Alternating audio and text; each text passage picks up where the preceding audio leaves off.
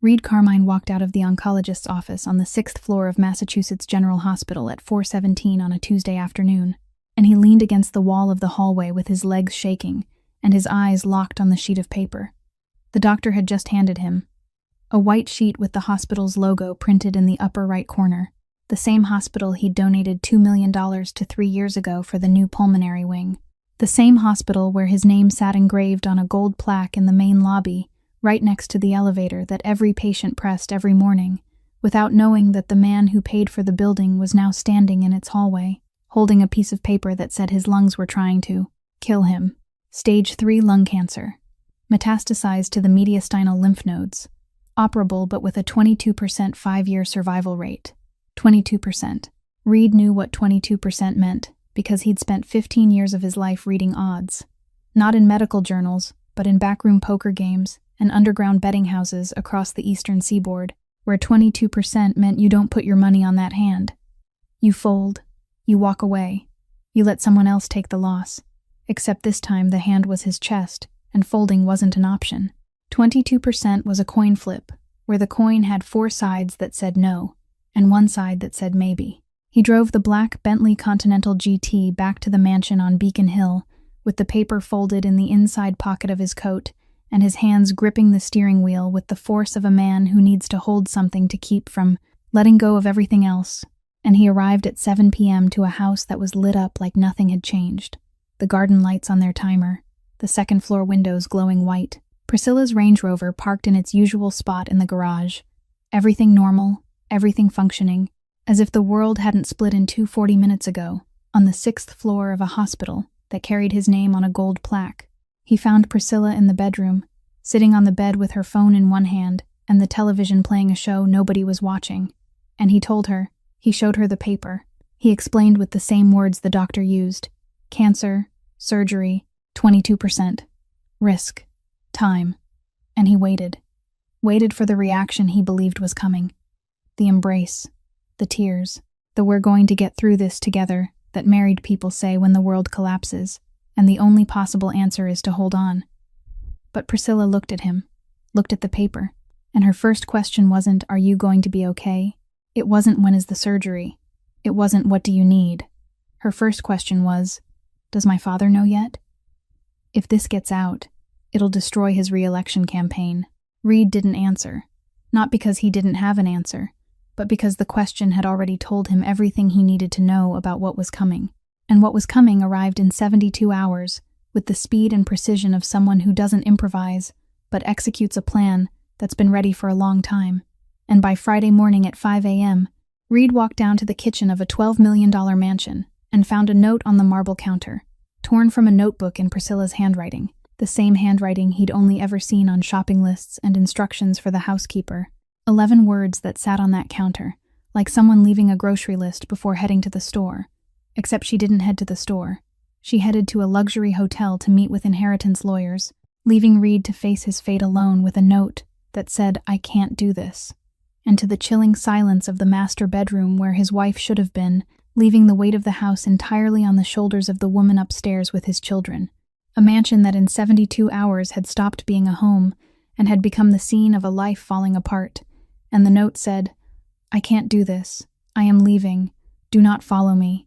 Now, if you're wondering who June is, and what a housekeeper with worn-out white sneakers and a denim apron could possibly do with a fortune that most people can't even imagine, I need you to stay with me, because what this woman did didn't just save 2 children and a dying man.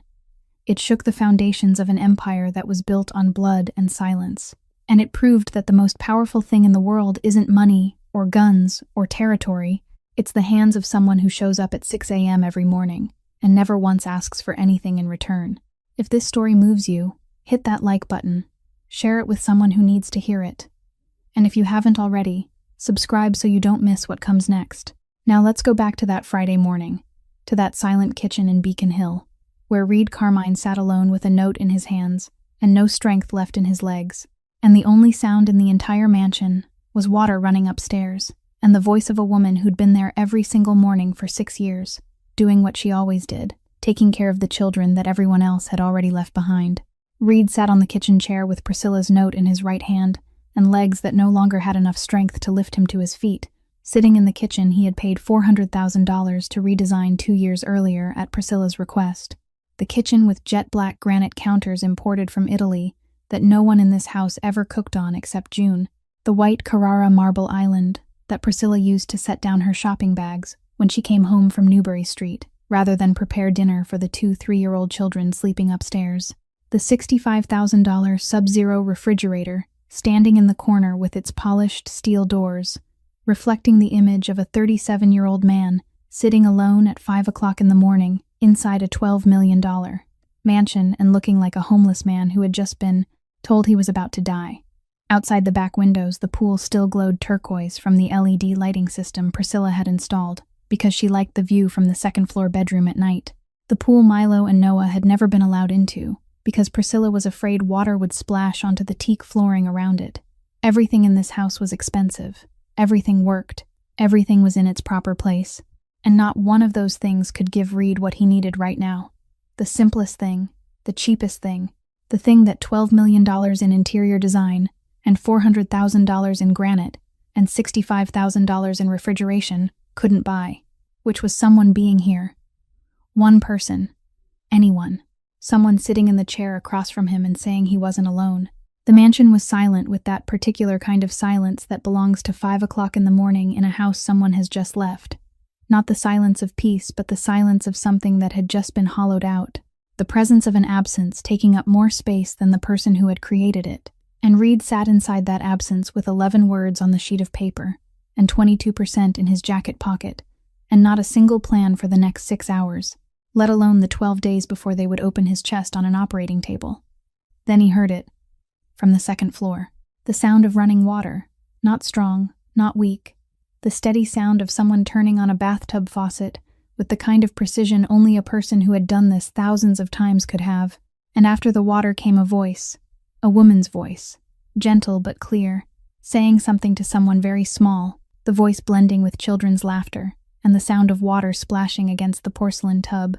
And Reed realized it was the sound he had heard every morning for the last 6 years. From this very chair.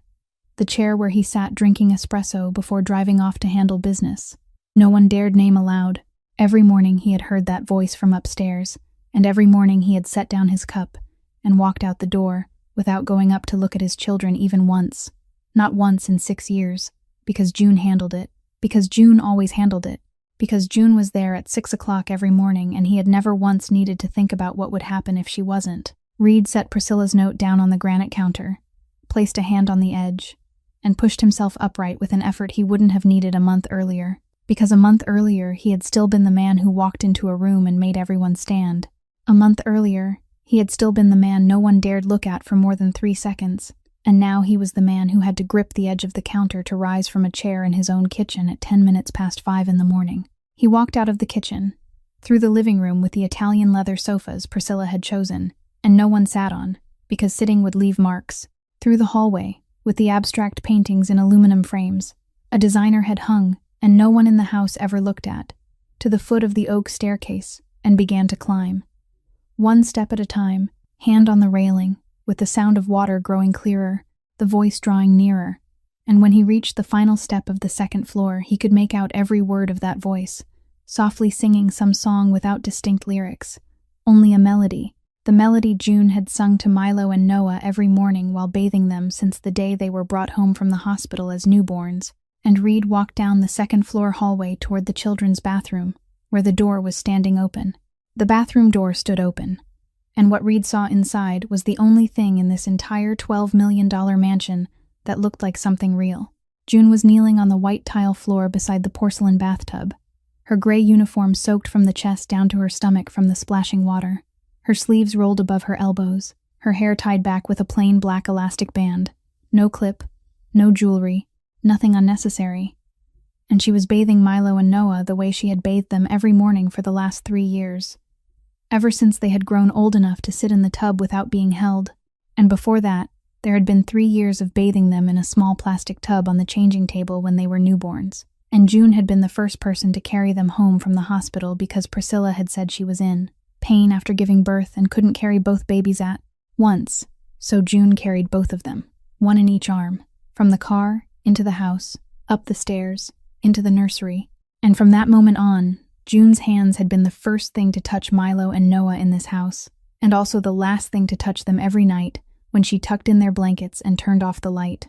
Milo was standing in the tub, laughing with a smile Reed realized was exactly the same as his own smile 20 years earlier, in the photographs his mother had kept in a tin box in the basement of the Southey house before she died, a smile that feared nothing, the smile of someone who didn't yet know what the world could do to him. And Milo was slapping the water with both little hands, sending it splashing into June's face, and June didn't wipe it away, didn't flinch, only tilted her head to avoid the next splash, and kept rubbing soap over his shoulders with the patience of someone who had had water thrown in her face thousands of times, and had never once considered it an annoyance. Noah sat at the other end of the tub, quiet, not splashing, not laughing, her tiny hands wrapped around June's left arm with all 10 fingers, holding on in the way Noah had held on since she was 1 year old. From the moment she had begun to understand who was who in this house, and had decided that of all the arms available to her, this was the arm that never left. The arm that didn't disappear after dinner, the arm that didn't shove a phone in front of her face when she cried, the arm that didn't fly off to Miami or Aspen or wherever Priscilla flew on weekends. And from the age of 1, Noah had held on to June's arm whenever she was near, as if that arm were the only thing in the world that did not shift. Reed stood in the doorway and did not step inside. He leaned his shoulder against the wooden frame, his left hand in his pocket touching the folded diagnosis paper, and his right hand inside his jacket touching Priscilla's 11-word note.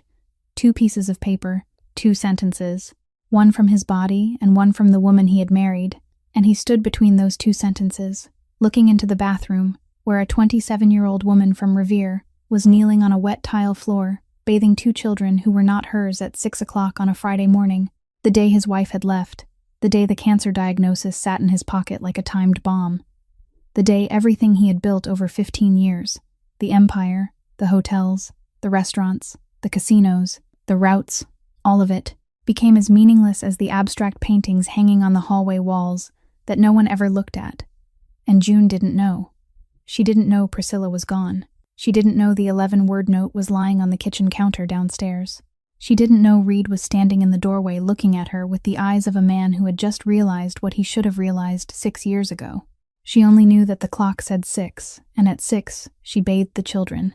And that was what she was doing, what she did every morning. The one thing in this entire mansion that had not changed in the last 72 hours, the only routine still intact, the only hand still here. And something inside Reed began to rearrange itself with the clarity of things that arrive late but arrive whole. He had spent 15 years building an empire, 15 years counting money and reading odds and giving orders no one dared question. And if he died on that operating table in 12 days, the only thing he would leave behind in this world that truly mattered was not 5 hotels, not 3 restaurants, not the underground casino or the weapons cache, or the money laundering routes running along the East Coast. It was the 2 children in the bathtub, and the woman kneeling beside them with her wet uniform and black elastic band in her hair, and the yellowed white sneakers set outside the bathroom door that she had worn since the first day she walked into this house and had never replaced. And if he left anything in this world worth leaving, he would leave it to her. Reed didn't sleep all weekend. He sat in the study on the first floor with the door closed, and the light from the single desk lamp falling across the oak desk, where he had signed contracts no one on the other side had ever dared refuse. And he thought with the concentration of a man who had spent his entire life calculating the next move before anyone else even understood the game had begun. But this time, the game was his own chest, and the opponent was something money couldn't bribe, guns couldn't threaten, and no midnight phone call could solve. Monday, 7 o'clock in the morning. Reed picked up the phone and made the first call. Aldrich Thorne answered after 2 rings. Because Aldrich Thorne always answered after 2 rings no matter the hour of the day. The habit of a 69-year-old man who had worked as a notary in downtown Boston for 40 years and had watched enough fortunes pass from one hand to another to understand that money was the least important thing in the papers. He signed. "I need to transfer all legal assets into one person's name," Reed said, his voice low. The voice the people who worked for him knew never needed to be repeated. All of it. The mansion, the accounts, the investment funds, the company shares, everything legally registered in my name. Silence on the other end of the line. Not the silence of a man who hadn't heard clearly, but the silence of a man processing what he had just heard. Into whose name? Reed?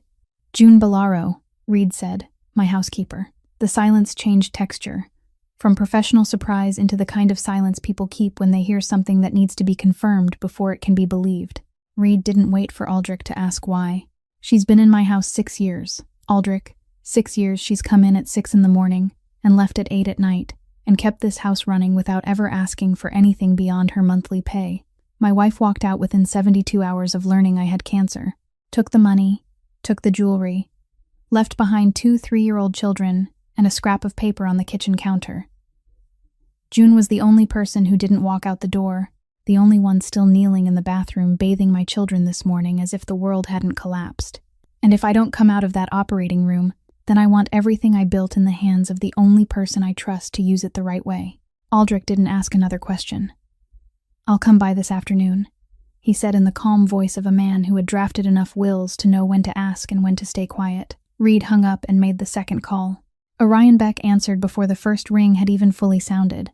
Because Orion Beck never let a call from Reed go past one ring, 15 years as his second in command, 15 years standing at Reed's right side in every room. Reed entered, a former Marine with 23 months served in Fallujah, and a scar running down his left forearm that he had never explained to anyone. 42 years old, quieter than Reed, loyal in a way no contract could ever describe, because it didn't live on paper. It lived in a nod at 3 in the morning when Reed needed a problem to disappear before dawn. Orion, Reed said, and the name on his lips sounded different from every other time he had ever said it. Not the voice of command, but the voice of a man about to say something that couldn't be taken back. I have lung cancer. Stage 3. 22%. Surgery in 10 days. Silence. Not the 2-ring silence of Aldrich, but the silence of a man who had survived Fallujah and had never gone quiet for more than 2 seconds in 15 years. Suddenly staying silent for 5 straight seconds, the longest 5 seconds Reed had ever counted from Orion Beck. I need you to take over the entire underground side, Reed said. The casino, the warehouses, the routes, everything that doesn't exist on paper.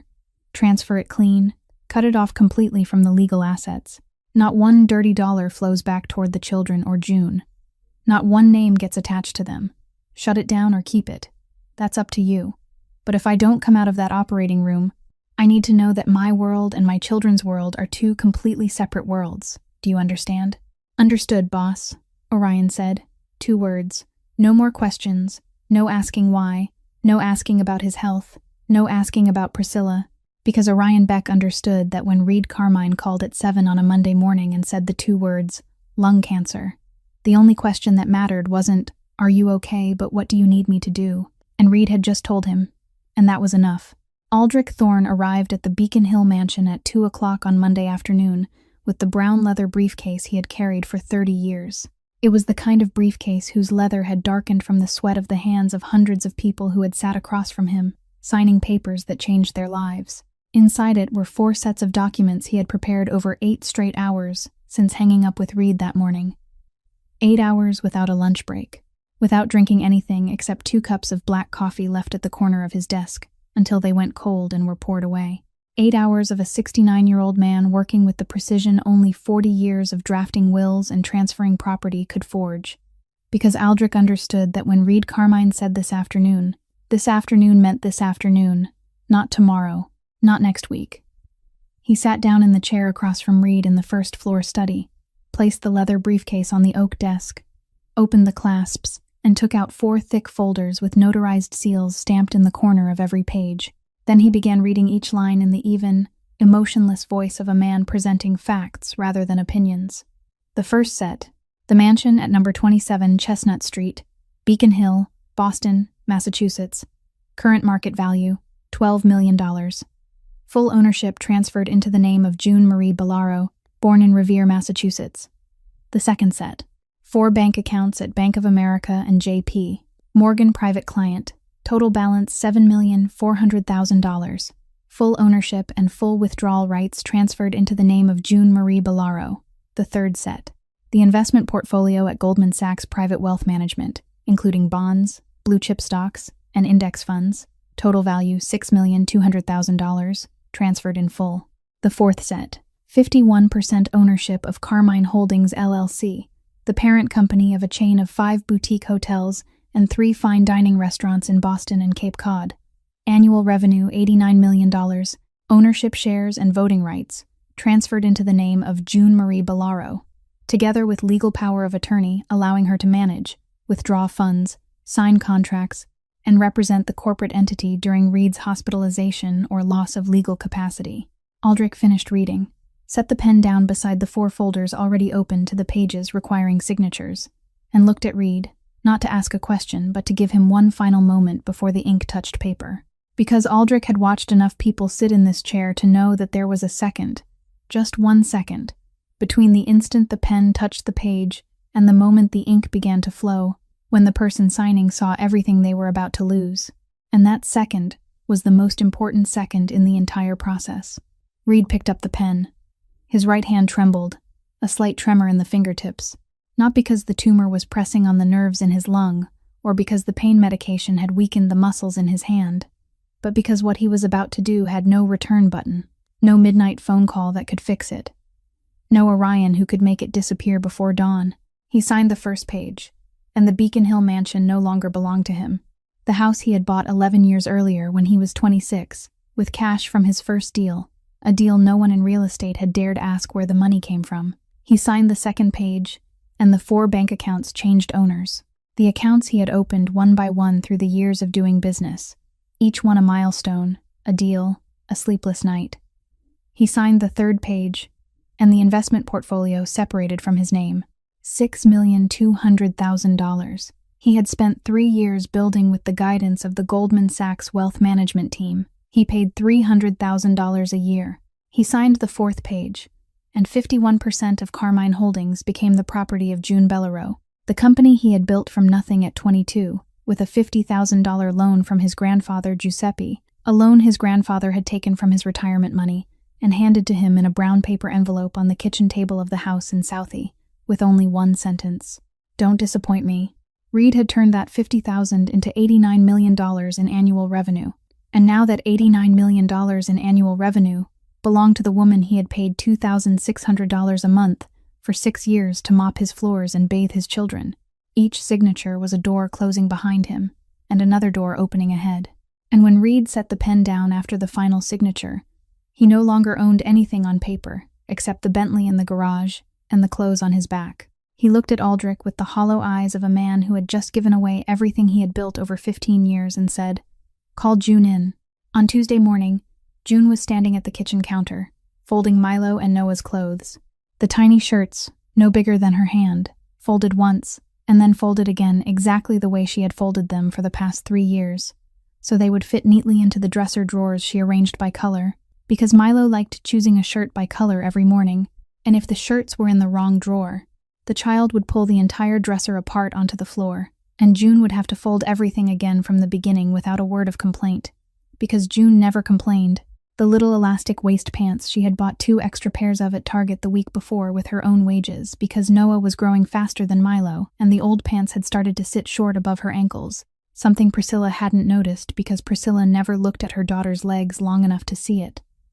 And the tiny socks that were always missing one match, the socks June found under the bed and behind the washing machine and in the crack between the mattress and the bed frame, with the patience of someone who had been searching for lost socks for 6 years and had never once considered it a burden. She heard her name called from the study, Reed's voice, but not Reed's commanding voice.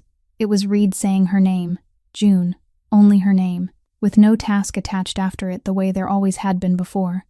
Not June clean the living room, or June the children need baths, or June prepare dinner at 7.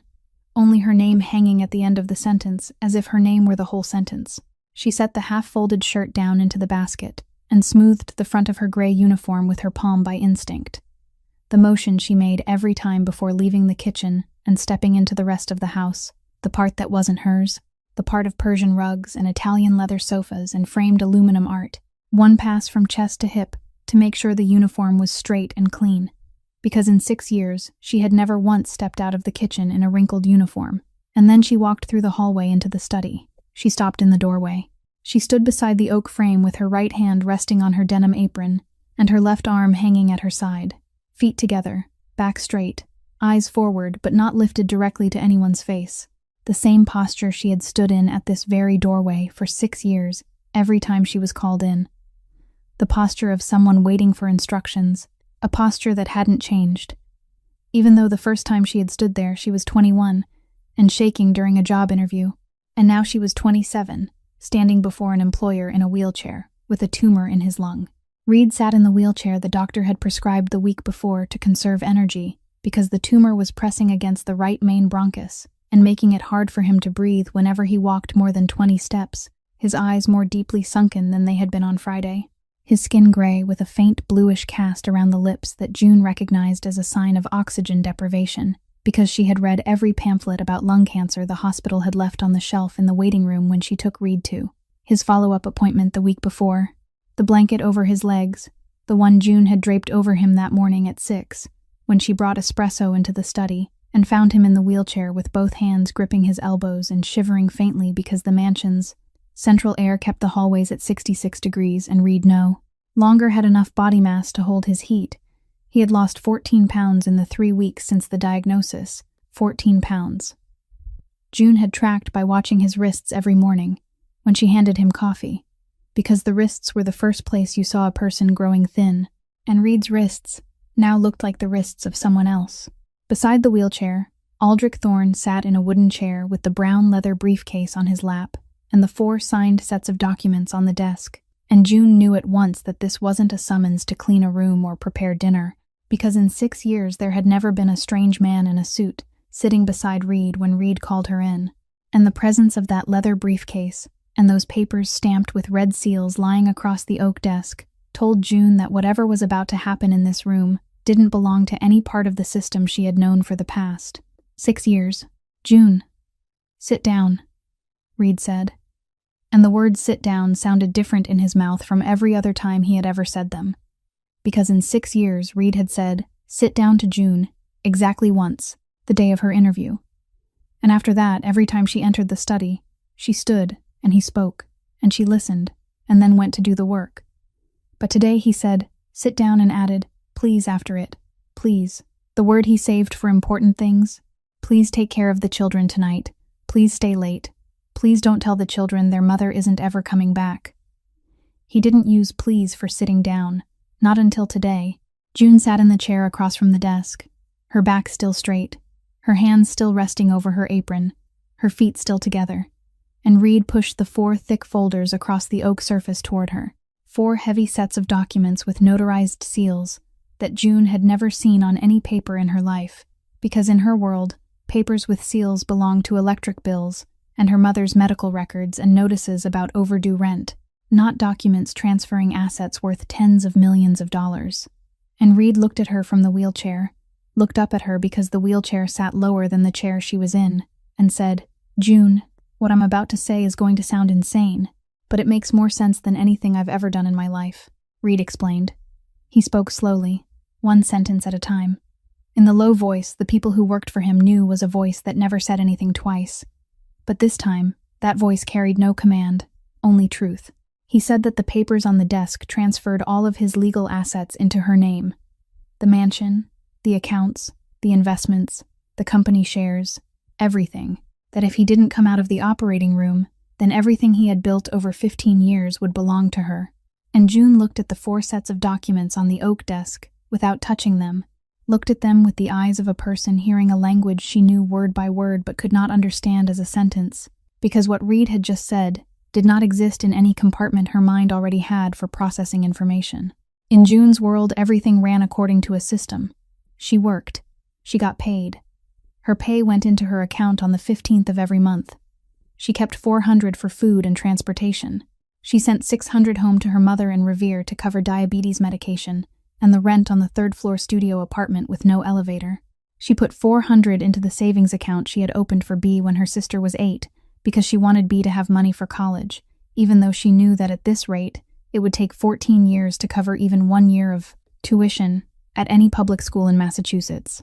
And whatever remained was what she lived on. That was the system. That was how the world worked.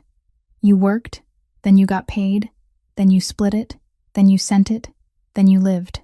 And what Reed had just said did not belong inside that system. It existed outside everything she had ever known, as if someone had just told her that the floor was actually the ceiling, and she had been walking upside down for 6 years without realizing it. June shot to her feet.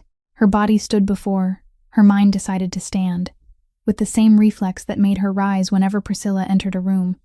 The reflex of someone who suddenly felt she was sitting where she shouldn't sit, hearing what she shouldn't hear, inside a conversation, not meant for a woman in a gray uniform and a denim apron. "No, sir," June said, and her voice had the certainty of a wall. "I'm your housekeeper. I clean your house. I take care of your kids. That's what I do. I don't own any of this."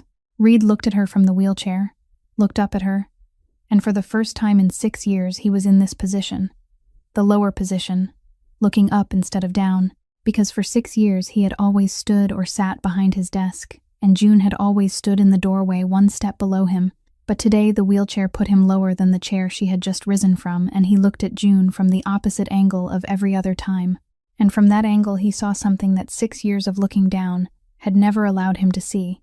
He saw a 27-year-old woman standing straight-backed and refusing assets worth tens of millions, with the same certainty with which she refused tips from the guests who came to Reed's house for dinner.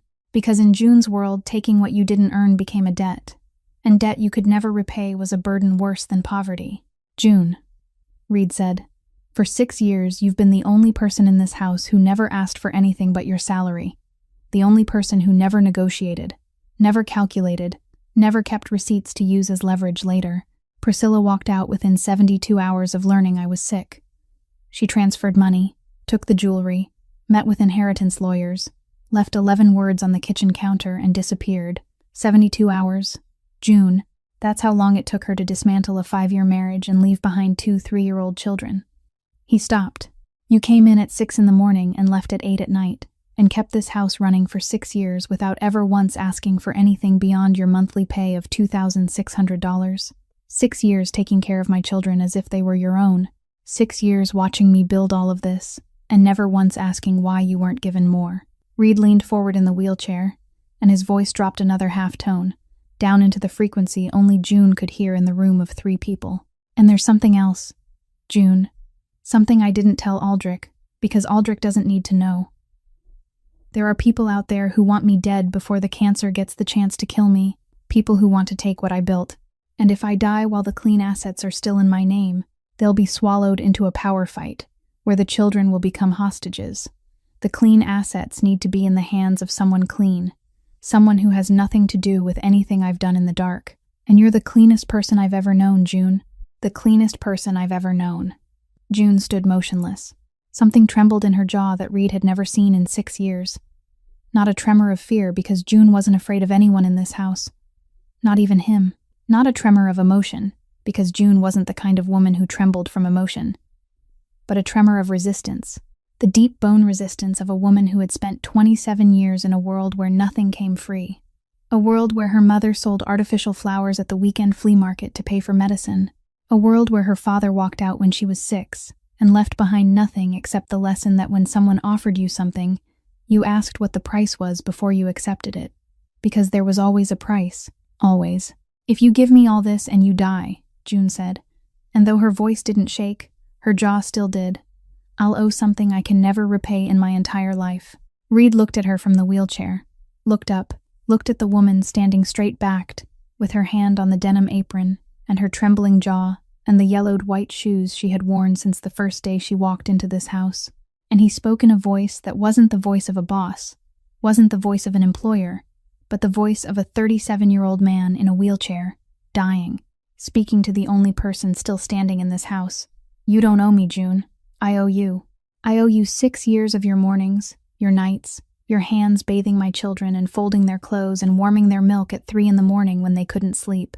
I owe you every day you walked through that door and held together what I was too busy building an empire to notice was falling apart." Reed sat back in the wheelchair. "Take it, June. Not as a gift, as justice." June didn't have time to answer before Milo appeared in the study doorway, leading the way Milo always led in everything since he had learned to walk, with a face that was a miniature version of Reed's, the square jaw, the eyes looking straight into the room, sweeping across at once, and then stopping at the most important detail before deciding whether to step inside. An instinct no one had taught him, but one that ran in the blood of a mob boss's child, and Milo had heard something from the hallway. Not the words clearly, but the tone clearly. That unusually low tone in his father's voice that a 3-year-old couldn't understand through language but understood through his body. The tone that made Milo leave the playroom and walk down the hall to the study door to look. Noah was behind him, half a step slower, her feet dragging across the wooden floor, one hand clutching the brown teddy bear with one torn eye and a flattened ear, dragging it across the floor by one ear, the bear Noah had slept with since she was 1, and carried everywhere through the house like an extension of her own body. Her other hand gripping the back of Milo's shirt because Noah never walked in front. Noah walked behind. Noah watched. Noah decided with her eyes instead of her feet. The two of them stood in the doorway and looked into the room, saw June standing there holding the 4 sets of documents she hadn't opened because she still hadn't agreed to accept them, saw their father sitting in the wheelchair with his sunken eyes and the blanket across his lap and the gray cast of his skin, and neither of them looked at Aldrich because Aldrich was a stranger, and the children in this house had been taught not to look at strangers, not through words but through atmosphere, through the way every meeting in Reed's study always happened behind a closed door, and the children were always kept upstairs when guests were there, and they didn't run to their father, they ran to June. Milo ran first, circling the chair, coming to June's right side, and grabbing the gray fabric of her uniform in his small fist, holding tight, holding the way children do when they want to say "I'm here" but don't yet know how to make those words strong enough, so they use their hands instead. Noah came around behind June and wrapped both arms around her leg, her face buried in the fabric of the uniform at knee height, the teddy bear pinned between Noah's stomach and June's leg, and Noah closed her eyes when her face touched the fabric, closing them the way a child does after finding a safe place and deciding she doesn't need to look at anything else. Reed looked at his 2 children, clinging to the only person who hadn't left, looked from the wheelchair, looked upward, and something moved across his face that Aldrich recognized at once, because Aldrich had sat across from every kind of person for 40 years and knew the face of someone who had just seen the answer to a question they hadn't known. They were asking. Reed placed both hands on the arms of the wheelchair and pushed himself to his feet, pushed with an effort that a month earlier wouldn't have been necessary, because a month earlier he had been the kind of man who could rise from any chair in a single motion and make the whole room fall silent, but today he needed both hands, needed to breathe twice, needed Aldrich to half raise a hand to help, and for him to shake his head and refuse, because Reed Carmine didn't need anyone to help him stand, never had, and wasn't about to begin today. He stood and then lowered himself to his knees on the wooden floor of the study, kneeling in front of the 2 children clinging to June's legs, and gathered both of them into his arms, holding them with the same arms that 15 years earlier had broken the bones in a man's hand in the basement of a warehouse in South Boston, and now wrapped around 2 small bodies with a gentleness he hadn't known he possessed. Until this moment, Milo threw both arms around his father's neck, holding tight, holding with the strength of a 3-year-old, which wasn't much but didn't keep back any part of itself, pouring everything into one embrace. Noah hugged her father with one arm, her left arm looped around Reed's shoulder and clinging to his collar, but her right hand did not let go of June's leg, did not let go of the fabric of the uniform at knee height, because Noah needed both of them and wasn't ready to choose, had never been ready to choose, and her right hand gripping June's fabric, while her left arm held her father, was the most complete answer a 3-year-old body could write. I need both of you. Don't make me let go of either one. Reed lifted his face and looked at June from the floor, with both children in his arms and his knees on the oak boards and the blanket fallen beside the wheelchair, and said the last thing he would say to her before going into the hospital. Take care of them, June, like you always have. June looked down, looked at the 2 children clinging to her and their father kneeling on the floor, looked at the 4 sets of documents in her hands, and answered in a voice that no longer shook, a flat voice, the voice of 6 years, the voice she used every time Reed asked her anything, from whether dinner was ready to whether the children were asleep, to whether she could now accept responsibility for 2 lives and a fortune. Always, sir. On the following Monday morning, after all legal documents were finalized and the assets safely moved, Reed Carmine was admitted to Massachusetts General Hospital, 6th floor, oncology, the same floor where he had received his diagnosis 9 days earlier, and June remained alone in the Beacon Hill mansion with 2 3-year-old children, 4 sets of documents that made her the legal owner of everything, and the responsibility of keeping intact a world her employer had just placed on her shoulders, because he didn't trust anyone else in this world to do it. But what June didn't know, what no one told her because no one knew, was that Milo and Noah wouldn't be with her that night, because Priscilla, before leaving the mansion on Thursday night, had done something June would discover 48 hours later, through a phone call that made the blood freeze in her veins. Go back to that Thursday afternoon, a few hours after June had finished bathing the children, and while she was briefly out at the market buying groceries for the weekend, Priscilla took advantage of June's absence to pack 2 rolling suitcases and hurry the children into her car. When June returned to the kitchen, the house was eerily still, and she found a second, hurried note on the marble island claiming that Priscilla had taken the kids to her mother's in Wellesley for a few days, because Reed had been admitted and she didn't want them in the gloom of the house. June didn't ask or follow. She had learned that questioning Priscilla's decisions wasn't an option. Priscilla's decisions were commands that moved from the second floor down to the first, and were carried out without response, like gravity. If Priscilla said the children were going to Wellesley, then the children were going to Wellesley, and June stayed behind in the mansion cleaning the children's empty rooms, folding clothes no one would wear for a few days, arranging toys back on the shelves with the kind of precision that meant when the children returned, everything would be exactly where they had left it. After Priscilla disappeared with the children that Thursday night, June spent that night and all of Friday alone in the $12 million mansion, cleaning empty rooms and waiting for a return that felt more uncertain with every passing hour. She wiped down the kitchen a second time, not because it was dirty, but because the emptiness of the mansion created a kind of unease that only softened when her hands were busy. When the cleaning cloth moved across the granite, and the broom brushed over the wooden floor, and any task at all filled the silence of the $12 million house with no one in it, except a 27-year-old woman in a gray uniform and a denim apron. Friday morning, she called Priscilla's mother in Wellesley, the number she had saved in her phone from her first year of working there, back when Priscilla was away and June had needed to ask about the Christmas dinner menu. Mrs. Ashford didn't answer. June thought she must be busy. Wealthy people were busy in the mornings. She knew that because she had lived in a wealthy person's house for 6 years. Saturday morning, she called again. The phone rang 5 times and went to voicemail. June left a message in the polite, brief voice of a housekeeper calling her employer's mother. "Hello, Mrs. Ashford. This is June. I'm calling to check on Milo and Noah. Please call me back when convenient." No one called back. Saturday afternoon, the worry changed shape, from mild uncertainty into something heavier, something that sat in her stomach like a stone. She called Priscilla, the number she had kept for 6 years, the one she used when the children were sick, or when she needed to ask about dinner, or when a supplier called, and Priscilla wasn't home. She dialed and heard 3 short beeps, and then the automated voice. "The number you have dialed is no longer in service." June dialed again. Same result. A third time. Same result. The number had been disconnected. Priscilla had disconnected the phone number June had, the only number linking her to the woman who was holding the 2 children she had cared for since the day they left the hospital as newborns.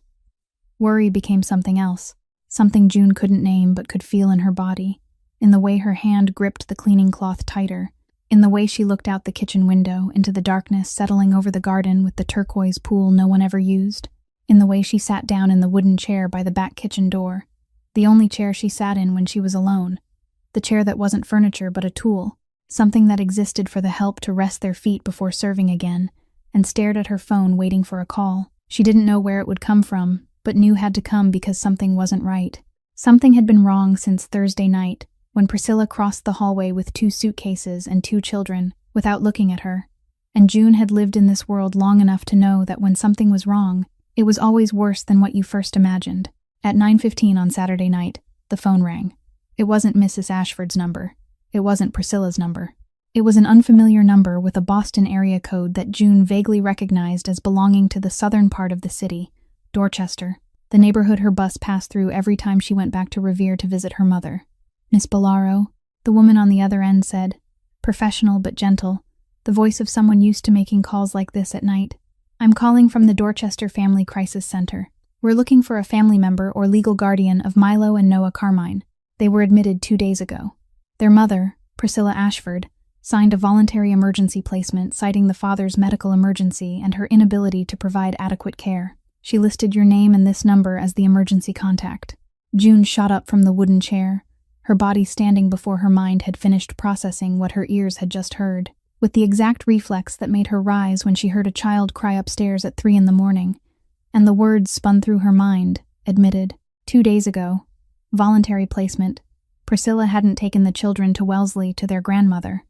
Priscilla had taken 2 3-year-old children to an emergency intake center in the child welfare system, signed papers saying she was unable to care for them, left June's phone number as the emergency contact, then flown to Miami, and Milo and Noah, Milo with the smile exactly like his father's and Noah with the one-eyed teddy bear, 2 3-year-old children who slept in a room covered in dinosaur stickers with a night light.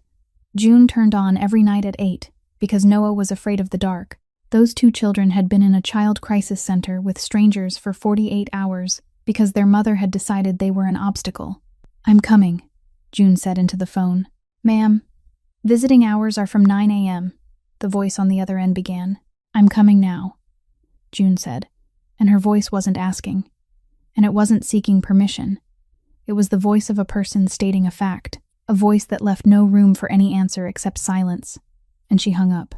June ran into Reed's study, opened the safe using the code Aldrich Thorne had instructed her to memorize when he handed over the documents, 4 numbers she had whispered to herself all that night, because she knew those numbers held something that might be needed at any moment, took out the transfer papers, the legal power of attorney authorizing her to represent Reed in all matters related to the assets and the children, and the handwritten letter Reed had written before being admitted to the hospital, in the sharp, slanted handwriting of a man used to signing orders.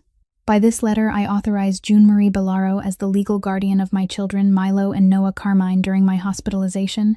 She stuffed everything into the cloth bag she used every week for grocery shopping at Star Market on Charles Street. The faded brown canvas bag with the worn shoulder strap she had bought at Goodwill 3 years earlier for $2. The bag that carried spinach and milk and eggs now carrying documents worth tens of millions of dollars. And she ran out through the back kitchen door because she always went out through the back kitchen door. At 9:30 on Saturday night, there were no buses still running on the Beacon Hill route. The last one had left at 8:45. June stood at the corner of Charles and Mount Vernon under the yellow streetlight and raised her hand for a taxi. The first cab stopped after 40 seconds. The driver looked at the woman in the gray uniform with the denim apron and the canvas bag stepping into the back seat, with the breath of someone holding something in that needed to come out but had not yet been given permission. "Dorchester Family Crisis Center," June said, and her voice was so flat the driver did not ask another question. The taxi drove across Boston from north to south for 30 minutes, and the city moved past the window like a string of lights changing intensity as the neighborhoods changed class. The steady white lights of Beacon Hill and Back Bay, where brownstone mansions stood still behind iron fences and old maple trees. Then the flickering orange lights of Downtown Crossing and Chinatown, where the stores had closed, but the signs were still lit. Then the lights thinning out and trembling more as the cab turned onto Columbia Road toward Dorchester, where the streetlights worked only when they felt like it, and the neighborhoods lay in darkness between the patches of light, and June watched the changing lights through the glass without seeing any of it, because her eyes were outside but her mind was inside. Her mind was in some room in that crisis center, where Milo and Noah had slept for 2 nights on strange beds, with strange blankets and strange walls, and no dinosaur nightlight that June turned on every night at 8. The crisis center sat on an old brick street in Dorchester, behind St. Ambrose Church with outer walls, where the white paint was peeling and a front yard with no trees, only a small parking lot with 3 old cars, a 2-story building with a faded pale yellow facade, dulled by Boston rain eating through it winter after winter, a black iron fence around the yard, and a gate locked with a combination padlock that the security guard opened when June rang the bell at 10:15 at night, with the canvas bag pressed tight to her chest and the breath of someone who had. I spent 30 minutes in a taxi, holding something back that was now pushing outward from inside her chest.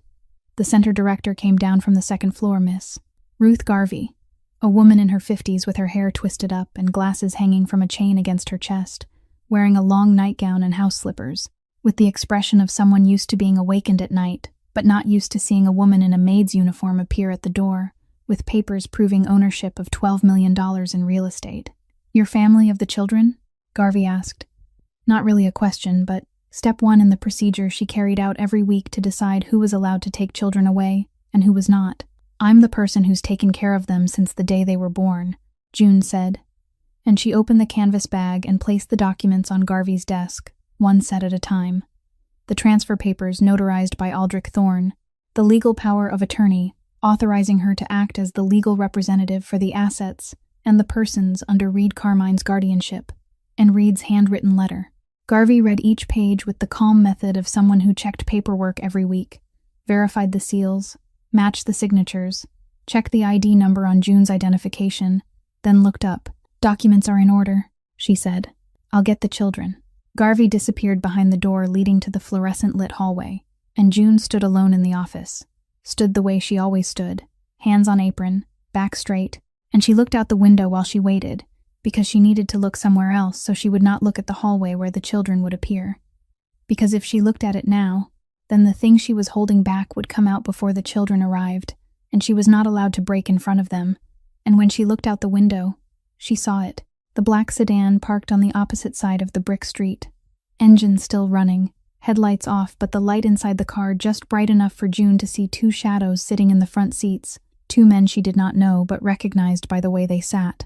The way people sat still in a parked car across from a building at night when there was no reason for it except one reason. Because she had lived in Reed Carmine's house for 6 years, and she knew that kind of car, that kind of man, that kind of work. She did not know the name Harlan Crest, but she knew Reed had enemies, and the enemies knew Reed was sick, and the enemies knew where the children were, because someone had followed Priscilla the night she brought them here, and 2, 3-year-old children in a crisis center with no protection were leverage that anyone who wanted to seize the Carmine empire would use. June took Reed's phone, the one he had left on the desk before being admitted to the hospital, opened the contacts, found Orion's name, and pressed call. Orion answered before the first ring had fully ended. "Black sedan across from the crisis center in Dorchester," June said. "2 men. I'm taking the children out." Silence for a second and a half. Then Orion Beck's voice, as calm as a man reading a weather report. 3 minutes. Exactly 3 minutes later, one black SUV stopped at the head of the street and another at the far end. 4 men stepped out, not hurrying, not running, only walking toward the sedan with the steady pace of men who did not need to hurry because the outcome had been decided before they ever left the vehicle. The sedan engine revved, the headlights came on. It pulled out of the parking spot, turned left at the end of the street, and disappeared. The 4 men returned to the SUVs. June's phone vibrated. A text from Orion, 2 words, "Clear, go." June slipped the phone into the pocket of her apron and turned back to look at the hallway door where Garvey had just disappeared, because now the danger outside had been handled, and the only thing left was that door and whatever would come running through it. 4 minutes. June stood in Garvey's office for 4 minutes from the moment the hallway door closed. And those 4 minutes felt like 40. Felt like 400, felt as if each second were its own separate minute, with its own weight and shape. And she felt every second pass in the pulse at her wrist, and in the sound of the wall clock in the office. A sound she had never hated the way she hated that tick-tick-tick. She stood with her hand on her denim apron, and her eyes on the hallway door, and her ears straining for every sound behind it. Footsteps, a room door opening, Garvey saying something she couldn't make out, then silence, then footsteps again, and then a scream.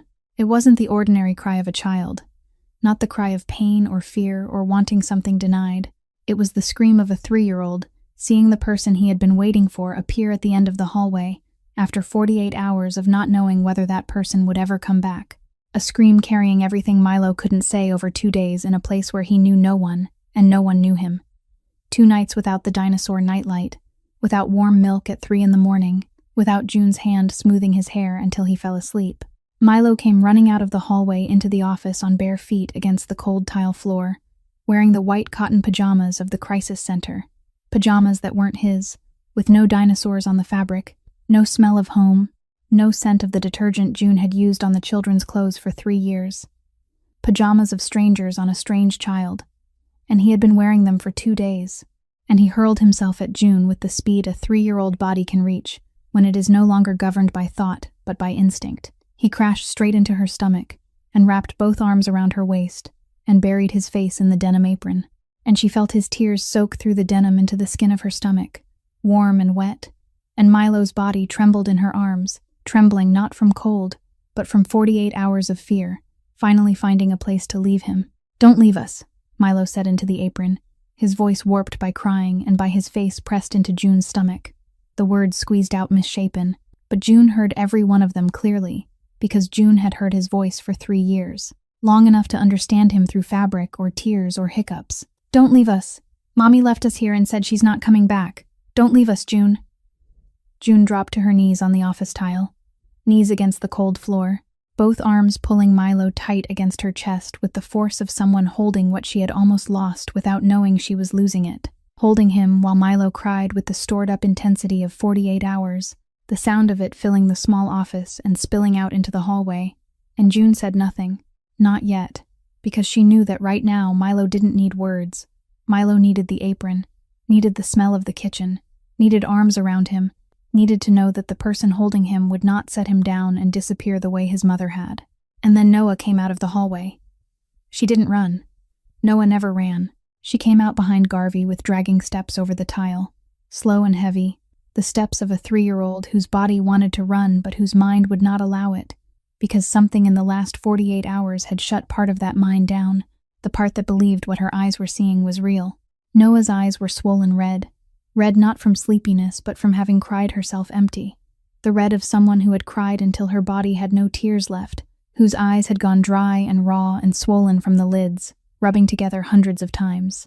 The one-eyed brown teddy bear was not in Noah's hand, and June saw that immediately. The bear Noah never let go of, slept with, carried with her, ate with, and it wasn't here, and June didn't know where it was. But its absence told her more than any words could have about what had happened over the last 48 hours. Because if Noah had let go of the bear, then Noah had let go of the last thing she had been holding. Noah walked toward June with the slowness of a child, not certain that what she was seeing was real, a child who needed to take each small step in order to confirm that the woman kneeling on the floor with her brother in her arms was not a dream that would vanish when she touched it. 1/2 meter away, Noah stopped. She stood still. Her mouth opened. Her lips moved, trying to say something, and June saw Noah's throat tighten as if the words were trying to climb out and could not make it through, because Noah had sung the lullaby June taught her all through those 48 hours in the corner of some room in the crisis center, singing that same melody again and again until her voice disappeared, until the throat of a 3-year-old could not bear it anymore and the words stopped coming. And now Noah stood before June with her mouth open and her lips moving, and the only thing that came out was a hollow rasp, the ghost of the voice of a 3-year-old who had sung until she lost it, because that song was the only thing still connecting her to the woman she was looking at now.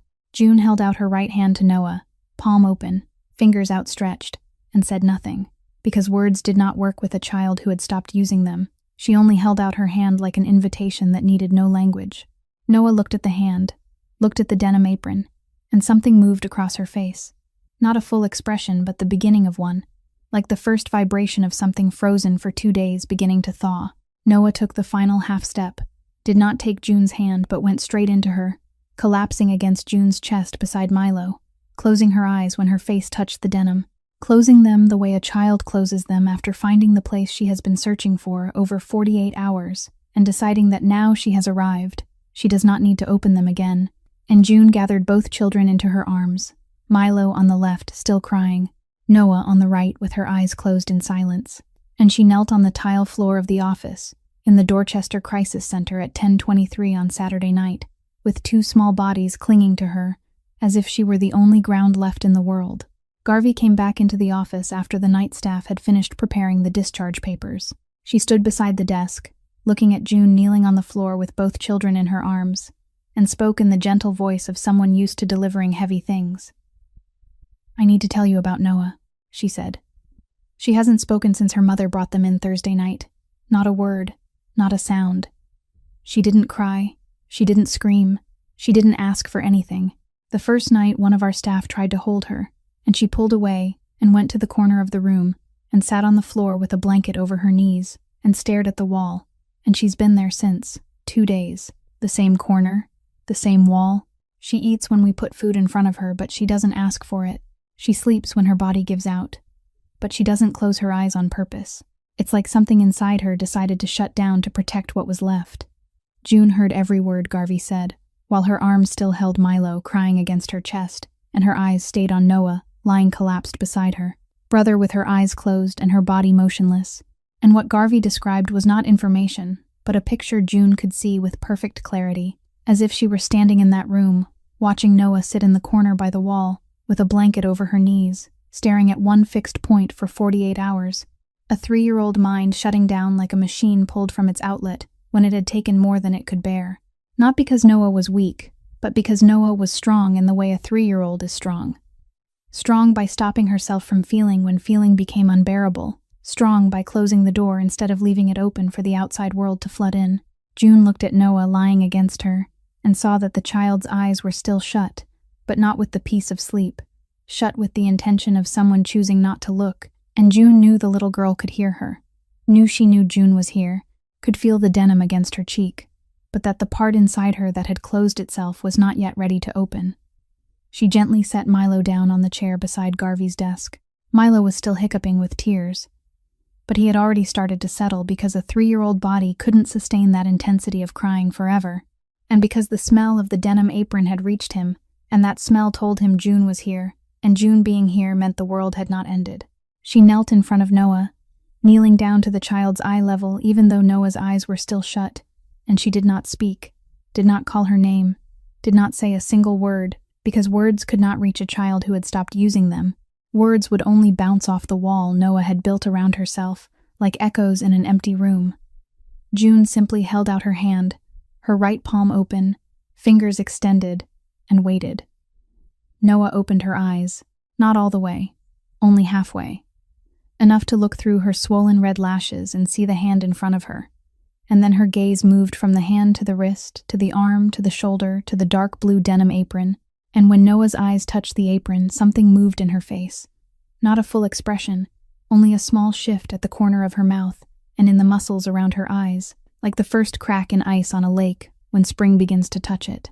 Noah reached out both hands, not to take June's hand, but to clutch the apron, gripping the denim with all 10 fingers, 2 little fists tightening into the dark blue cloth and pulling herself forward, pressing her face into the apron at June's stomach. And the first word Noah had spoken in 48 hours came out of her mouth, like something that had been waiting behind a locked door and opened only when the right combination touched it. Denim against her cheek, the smell of the kitchen reaching her nose, the beat of June's heart against her ear. June. One word, her name, spoken by a 3-year-old child who had stopped speaking when her mother left her in a crisis center, and spoke again when the woman who had cared for her from the first day of her life appeared at the door at 10 o'clock at night, with a denim apron and a grocery bag full of documents saying she was taking responsibility for everything. June pulled Noah against her chest beside Milo and spoke the first sentence she had said to the children since arriving there. "I'm here. I'm not leaving. Never." The taxi reached the mansion at 11 o'clock that night. June paid the driver in cash from the wallet she kept in the pocket of her apron, a wallet that held only $43, and the fare had cost $38. She carried Noah in one arm, the child lighter than the laundry basket June carried up the stairs every morning, the cloth shopping bag in her other hand, and Milo walked behind her, clinging to the back edge of her denim apron like a silent shadow following her across the gravel path to the back kitchen door, the door June had used for 6 years because she never used the front entrance, and tonight was no different. She did not take the children upstairs to their own bedroom on the 2nd floor. She took them into her room, the small ground floor room beside the kitchen, the room with the single bed, the bedside table with a small night lamp, and the plastic-framed photo of Bee that she had brought from Revere on the first day she came here. She laid both children on the single bed, Milo at one end, Noah at the other against the wall, 2 small bodies fitted tightly onto a bed only meant for one adult, and Noah kept hold of June's apron and would not let go, holding on even when her eyes had already shut and her body had gone soft, holding with her fist twisted into the fabric like someone gripping a lifeline in the dark. June went into the kitchen, took a pair of scissors, came back into the room, and cut a square piece from the lower corner of the denim apron, a piece of cloth about 4 inches by 4 inches, with the cut edges already fraying, then gently loosened Noah's fingers from the apron and placed the piece of denim into the child's hand. And Noah closed her fist around it immediately, tightening her fingers around the square of denim in her sleep, holding it with the force of a child, refusing to let go of the last thing, connecting her to the only person who had not left her behind. June sat down on the floor beside the bed. She did not sit on the bed, because the bed belonged to the children, and the floor was where she sat when the children slept, just as she had sat hundreds of nights over 6 years, when one of them woke at 3 in the morning, and she sat beside the crib stroking their hair until they fell asleep again. She sat with her back against the wall, legs stretched out, eyes on the two small bodies on the single bed, and she did not sleep, did not close her eyes, listening to the breathing of the two children who 48 hours earlier had slept in a crisis center with strangers and now were sleeping on the bed of the woman who had rescued them at 10 o'clock at night with a denim apron and a cloth bag full of papers. At 4 in the morning, Noah opened her eyes in the dark, turned her head, searched for the smell of the crisis center, searched for the cold tile floor, searched for the absence that had been her companion for 2 days, did not find it, found instead the smell of the kitchen in the denim piece between her fingers, Milo's breathing beside her, and June's hand resting on the edge of the bed 4 inches from Noah's face. Noah looked at the hand and spoke the second word she had said since the crisis center. Here. Not where am I, not what happened. Only here, said in the rasping voice of a child confirming coordinates. The coordinates that June was here, the hand was here, the piece of denim was here, and the world had not ended. I'm here, baby, June said from the floor. I didn't move. Noah closed her eyes and fell asleep again, and when she fell asleep again, her shoulders lowered, her jaw softened, her fist around the denim loosened a little, as though the word here spoken by her and confirmed by June had switched off something that had been running without pause inside her body for the past 48 hours. At 7 o'clock on Sunday morning, June bathed Milo and Noah in the same porcelain tub where she had bathed them every morning for 3 years, with the same soap, the same sponge, the same hands moving water through their hair with the exact pressure each child needed. Gentler for Noah because she squeezed her eyes shut whenever water touched her face. Stronger for Milo because he shook his head like a dog and sent water flying everywhere. And then she dressed them in their own clothes, the clothes hanging in their room upstairs, clothes that smelled of the fabric softener June had used on their things for 3 years, instead of the harsh industrial bleach smell of the crisis center. And then she brought them downstairs to the kitchen and made breakfast. Scrambled eggs with cheese, buttered toast, cut diagonally, because Milo only ate toast cut diagonally and refused toast cut straight across. Warm milk mixed with chocolate in the 2 plastic cups with dinosaurs on them that the children had used since they were 1. The cups Priscilla had wanted to throw away because plastic cups did not fit with the Japanese porcelain dinnerware set she had ordered for the kitchen. But June had hidden the 2 cups in the lowest cabinet drawer where Priscilla never opened, and every morning June poured milk into the dinosaur cups instead of the Japanese porcelain ones because the children drank milk from the dinosaur cups, and that was a habit, and habit was the only thing that had not broken. June set the children on their high chairs at the Carrara Marble Island the way she had every morning for 3 years, and they ate. Milo ate in a silence June had never seen in him because Milo always talked while eating, but this morning he chewed and swallowed and stared at his plate with the concentration of someone rediscovering something he had thought was gone forever. And Noah ate slowly with one hand, because the other still gripped the square of denim June had cut for her the night before, held between her fingers while her right hand lifted spoonfuls of eggs to her mouth, with the slow, steady rhythm of a child who was not in a hurry, because that child had learned over the last 48 hours that hurrying changed nothing. After breakfast, June settled the children in the playroom in front of the television with the cartoon they watched every morning, Bluey, and the normalcy of animated voices in the playroom, and morning light through the windows, and toys scattered across the rug, created a fragile shell around the 2 children. The shell of routine, of everything in its place, of a world that had not ended. June went into Reed's study, sat down in the chair behind the oak desk where Reed had signed the 4 sets of transfer papers, and opened the laptop. She had never sat in this chair, never opened this laptop, never sat on this side of the oak desk, because this side had belonged to the employer, and her side had always been the doorway. But that morning she sat down and opened it with the password Reed had written on the note beside the documents in the safe, because he had known the time would come when she would need it. June typed into Google, Best Thoracic Surgeon Lung Cancer, United States. And the results brought her to one name that appeared on every list, every article, every patient forum. Dr. Porter Sable, Thoracic Surgery, Johns Hopkins Hospital, Baltimore, a specialist in late-stage lung cancer surgery, with a 47% success rate for cases other hospitals classified as high risk, 47%, more than double the 22% Boston doctors had given Reed. June called Johns Hopkins.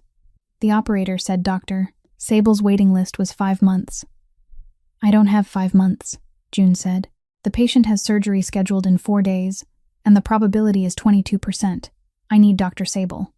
Ma'am, the waiting list, the operator began. How much is a private consultation with Dr.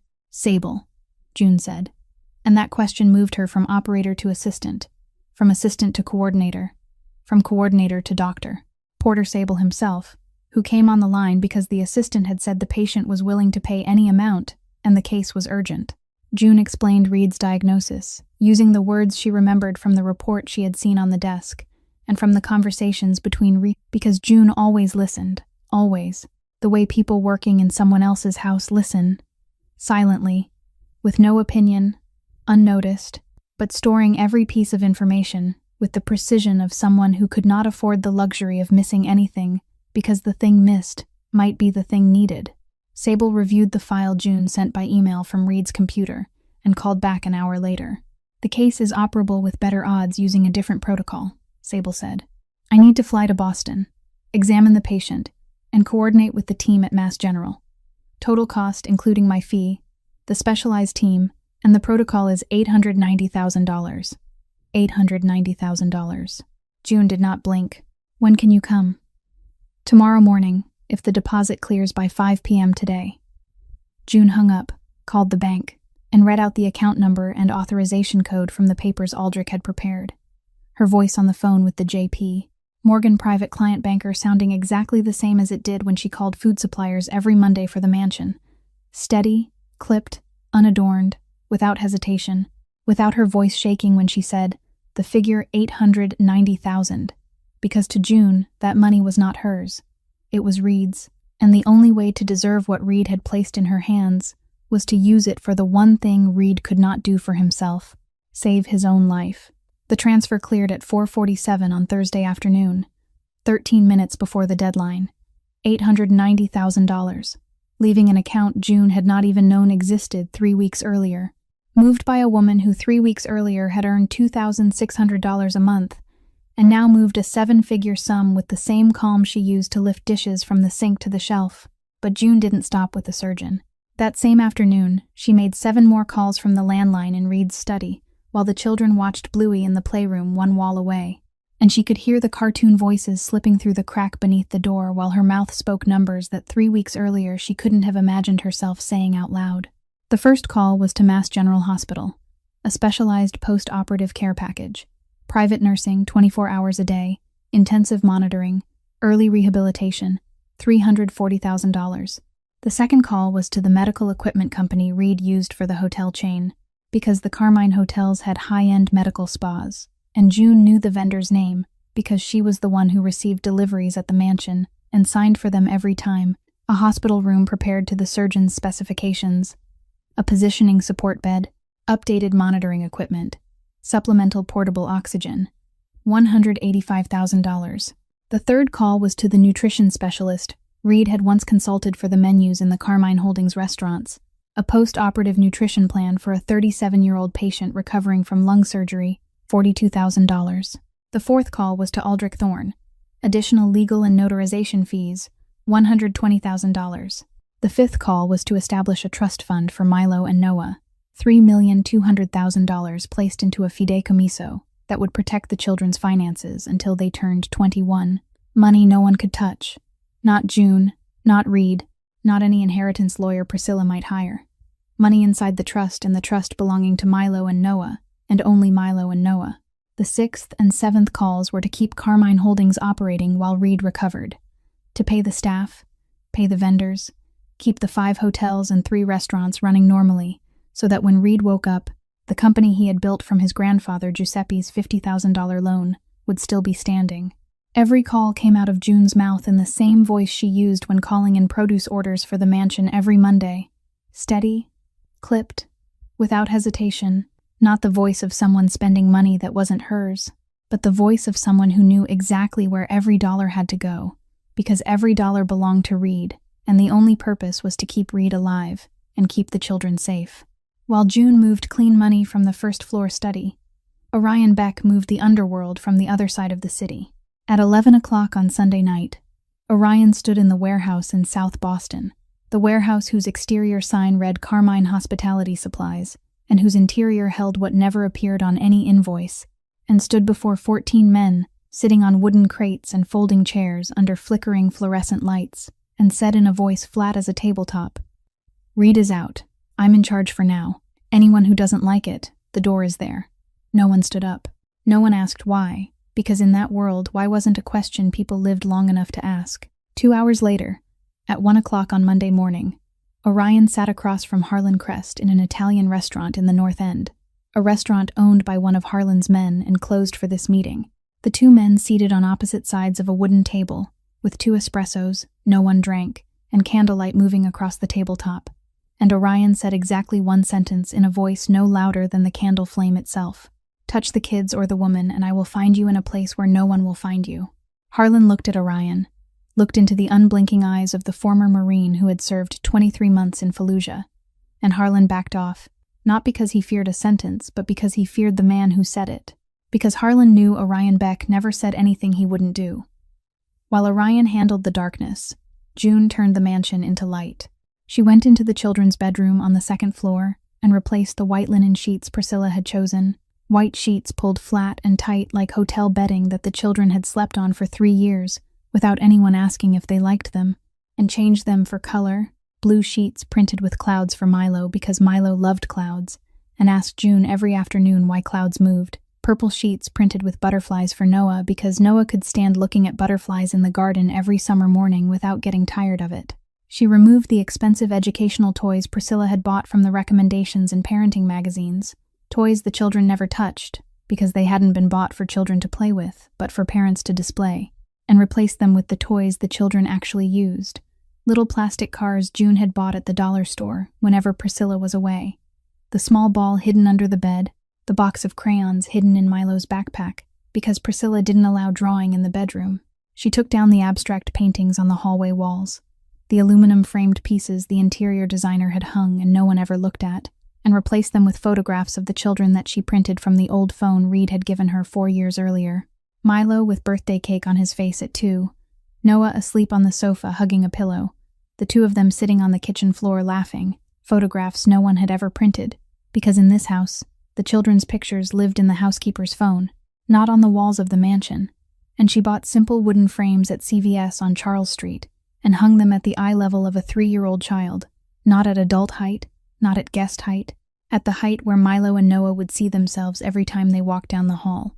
That night, after the children were asleep, June sat at the kitchen table with a sheet of paper and a ballpoint pen and wrote out the spending list in careful, rounded handwriting, the same handwriting she used when making grocery lists every Monday, listing each allocation from the specialized surgical team and intensive care package to the Children's Trust Fund and the company's stabilization fund, ensuring every dollar was accounted for, and the total at the bottom of the page was exactly the figure Reed had placed in her hands. Not 1 cent extra. Every dollar went into one of 3 places: saving Reed's life, protecting Milo and Noah's future, preserving the empire Reed had built. For June, nothing. Dr. Porter Sable flew from Baltimore to Boston on Friday morning on the 6:45 flight to Logan Airport, arriving 40 minutes late because of fog over the Chesapeake Bay, and June waited in the lobby of Mass General Hospital with the 2 children, because leaving them with anyone else after what had happened at the crisis center was something her body would not even allow her to consider. Milo carrying a backpack with a change of clothes that June had packed the night before in case they had to stay. Noah carrying the brown one-eyed teddy bear that Garvey had found under the bed in the crisis center room when June asked before they left, and the square of denim in her other hand. Sable examined Reed for 2 hours in room 614 on the 6th floor. Oncology. The same floor where Reed had received the diagnosis. The same hallway where he had leaned against the wall with his legs shaking and the paper in his hand. And when Sable stepped out at 11 that morning, he said to June, who was sitting in the waiting area, "The tumor is operable with the new protocol. Probability goes from 22 to 47%. It isn't certainty, but it's the best I can give." On Saturday afternoon, the day before surgery, June brought Milo and Noah into room 614 to visit Reed. The hospital room now held the equipment June had ordered: a new monitor, a positioning support bed, a side table with the nutritional supplements prescribed by the specialist, and Reed sat on the bed in a pale blue hospital gown with his head shaved clean. Shaved that morning to prepare for surgery even though lung surgery didn't require it. But Reed had asked for it because he had told the nurse that if he was about to let someone open his chest, he didn't want anything unnecessary left on him, and the absence of hair made him look smaller, more fragile, as if the thick black hair June had seen every morning when she brought coffee into the study had been the final layer of armor, and someone had just stripped it away and exposed what the world was never supposed to see, the fragility of a man no one had dared call fragile in 15 years. Milo went in first, entering the hospital room with his eyes moving quickly over the cables and the monitor screen, and the hospital gown and his father's shaved head, moving with the seriousness of a 3-year-old trying to process something hard by looking straight at it instead of turning away. Then he walked to the bed and took his father's hand, holding it with his small hand and the strength of a 3-year-old, not much, but not holding any of it back, pouring all of it into 5 fingers wrapped around his father's finger without saying anything, because there were moments when Milo understood that hands spoke more clearly than mouths. Noah came in after him, slower, stepping forward with the teddy bear pressed to her chest and the square of denim in her other hand, and a clear plastic folder tucked beneath her arm.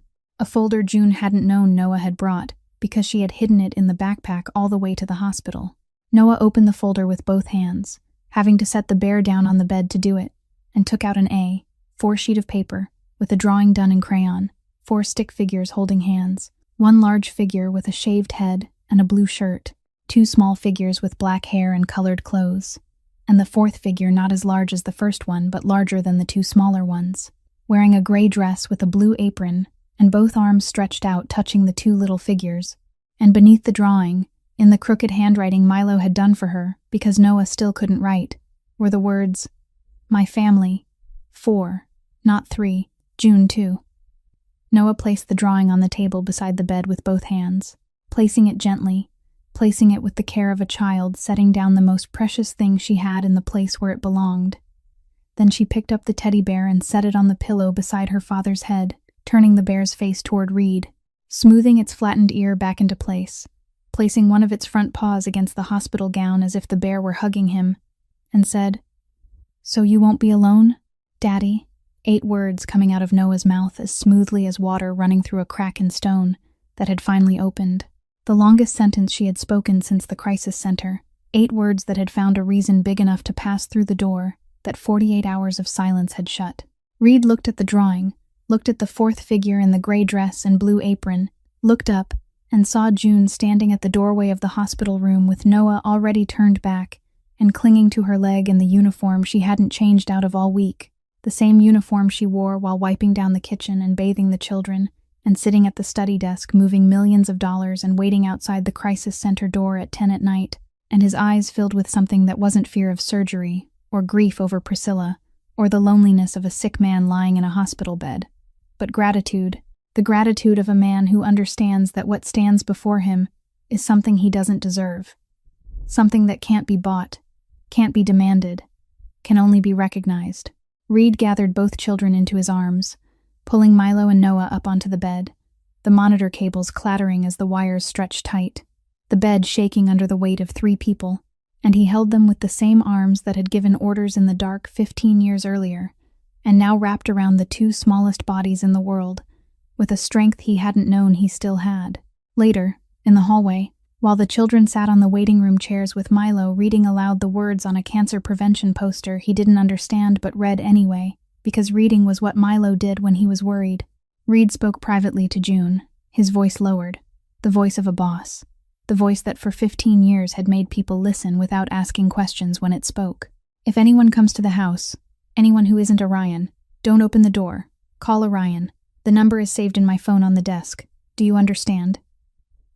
June nodded, and Reed looked at her, not looking down the way he had every time he looked at her from behind the study desk or from the kitchen chair or from any position higher than hers over the last 6 years, but looking level, looking straight into her eyes, looking at her like an ally instead of an employee, looking at her like an equal.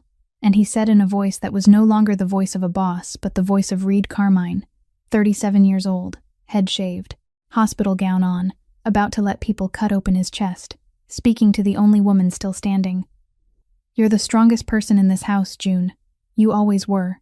At 5:45 on Sunday morning, Reed was wheeled out of room 614 on a hospital gurney, with his eyes closed and his head shaved, and his pale blue hospital gown on, and the brown teddy bear, with one eye and the flattened ear lying beside his right shoulder. The nurse pushing the gurney saw the bear and reached over to remove it because personal items weren't allowed into the operating room. And June said, her voice not loud but leaving no room for any answer except yes, the bear stays with him. And the nurse looked at June, looked at the gray uniform wrinkled from a week of wear, looked at the two children sleeping in the waiting room chairs with their backpacks for pillows and the square of denim between the little girl's fingers, then set the bear back beside Reed's shoulder without another word.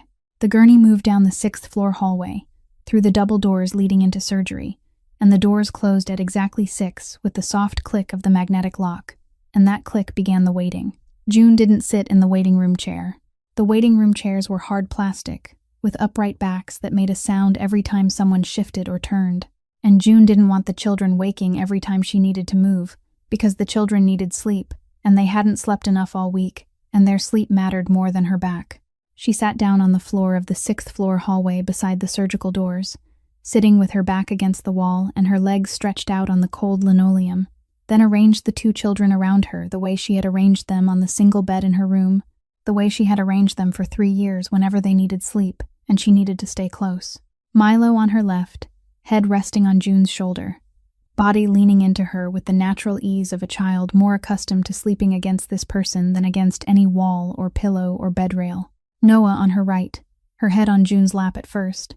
Then in her sleep she inched upward until her head came to rest on June's chest, at the place where the heartbeat was strongest, the place where the beat traveled through breastbone and uniform fabric and cheek skin into Noah's ear, and told her June was here without her having to open her eyes and check, the square of denim clenched in her right hand and pressed between her chest and June's chest. 9 hours and 37 minutes. June sat on the floor of the 6th floor hallway at Mass General for 9 hours and 37 minutes, without getting up to eat, because eating meant leaving the children even for 5 minutes, and 5 minutes was enough for a 3-year. Old to wake up to emptiness and fall apart all over. Again, without getting up to use the restroom. Because using the restroom meant setting the children down, and setting them down meant they would lose their anchor, and June would not allow that to happen one more time. Without getting up to stretch her legs, even though her legs began to go numb in the 3rd hour when blood stopped reaching her calves and ankles and feet properly. The numbness rising from her toes to her knees. Then pain in the 4th hour with the sharp, aching throb of muscles pressed too long against a hard floor. Then no pain in the 5th hour because her body decided pain wasn't the priority and switched the signal off like a light. And from the 5th hour on June's legs were 2 objects that no longer belonged to her lying on the linoleum. Objects she knew were there but could no longer feel. The children woke up, ate crackers from the canvas bag June had brought, drank water from the bottle she had packed into Milo's backpack, asked where Daddy was, and June said Daddy was with the doctor, and they went back to sleep. Milo woke at 2 in the afternoon. Daddy out yet? June said no, and he went back to sleep. Noah woke at 4 in the afternoon, didn't speak, only looked at June through half-open eyes, confirmed that the square of denim was still in her hand, and that June's chest was still beneath her head, then closed her eyes again. Milo woke at 7 that evening. I'm thirsty. June handed him the water bottle. He drank and fell asleep again against her shoulder. Noah didn't fully wake at all during the wait, sleeping 9 hours and 37 minutes on June's chest, with the square of denim between her fingers, and the even breathing of a child who trusted completely that the person holding her would not move. The hallway darkened as night came, the fluorescent lights overhead shifting into night mode, with their brightness cut in half. Nurses passing by and looking at June on the floor with 2 children on her, and then walking on, because the nurses on the 6th floor had seen enough people wait in enough positions through enough nights to know when to ask and when to leave someone alone. At 3:37 in the afternoon, 9 hours and 37 minutes after the operating room doors had closed, Dr. Porter Sable stepped out. He was still wearing his surgical scrubs, gloves sticking out of his pocket, the strings of his surgical cap hanging loose on his head, and his face belonged to a 54-year-old man who had just spent 9.5 hours inside another man's chest and was carrying news that would change the life of the woman sitting on the hallway floor with 2 sleeping children on her body. Sable looked at June. June looked at him from below, from the floor, with 2 sleeping children on her, legs numb since 5 hours earlier, a uniform wrinkled from the whole week, eyes that had stayed open for 9.5 straight hours, and she waited for one word that could become either the worst word or the best word she would ever hear in her life. Surgery was successful, Sable said. Tumor was fully removed. Vitals are stable. He's in intensive care, but he's going to wake up. He's going to make it. June didn't move. Not because she hadn't heard. She had heard every word with a clarity that went through her whole body, from the crown of her head to the numb feet on the linoleum, but because the two children were sleeping on her, and moving meant waking them, and waking them meant they would ask questions, and she wasn't ready for them to see her the way she was in that moment, because what was happening inside her right then was something that needed to come out, but needed to come out somewhere no one could see. She nodded. "Thank you, doctor." 2 words, a flat voice, the voice of 6 years. Sable went back into surgery, and June waited 10 minutes, waited with her eyes fixed on the wall across from her, and the 2 sleeping children on her body, and the thing inside her pushing harder and harder with every passing second, pushing from her chest, to her throat, to the backs of her eyes where it burned. And it needed to come out, but still wasn't allowed to come out because it wasn't yet the right time. Not yet the right place. She gently lifted Milo's head from her shoulder, so gently that her hand moved more slowly than the second hand of a clock, laid him across 2 plastic chairs, pushed together with the backpack under his head for a pillow. And Milo didn't wake, didn't move, only turned his face to one side and kept breathing evenly because Milo trusted June enough not to wake when he was moved. Trusted her with the kind of trust only a child cared for properly for 3 years can have, the kind of trust that lives in the body, not in the mind. Then Noah. She lifted her from her chest with both hands, lifted a body lighter than the laundry basket she carried upstairs every morning, laid her across 3 plastic chairs, pushed together with the square of denim still between her fingers, and June's canvas bag beneath her head. And Noah didn't wake either. Eyes shut, jaw soft, fingers still curled around the denim but not as tightly as in the first days, holding with just enough pressure now, the grip of a child keeping something because she wanted to, not because she was still afraid it would disappear. June stood up. Her legs didn't respond. For 5 seconds she stood on the legs she knew were hers but couldn't feel. 5 seconds in which her feet and ankles and calves and knees were 4 layers of numbness stacked between the linoleum floor and her hips. Then the blood began to come back, needles from her toes to her thighs, and she walked. She walked down the 6th floor hallway, past the waiting area, past the night nurse's station with the blue light from the monitors, to the end of the hall, where there was a steel door with a red exit sign above it, and the word stairwell on the handle. The door leading into the emergency stairs no one used at 3 in the morning, because everyone took the elevator, and the emergency stairwell was only concrete and pipes and emptiness. June opened the door, stepped inside, and the door closed behind her with the sound of metal hitting, metal echoing through the concrete space, and she let go. She didn't slide down the wall. She collapsed. Collapsed as if someone had pulled out everything that had kept her upright over the last 9 days all at once, her back hitting the concrete wall, and her body dropping to the cold concrete floor, with her legs bent, and her hands over her face, and her whole body beginning to shake. She cried.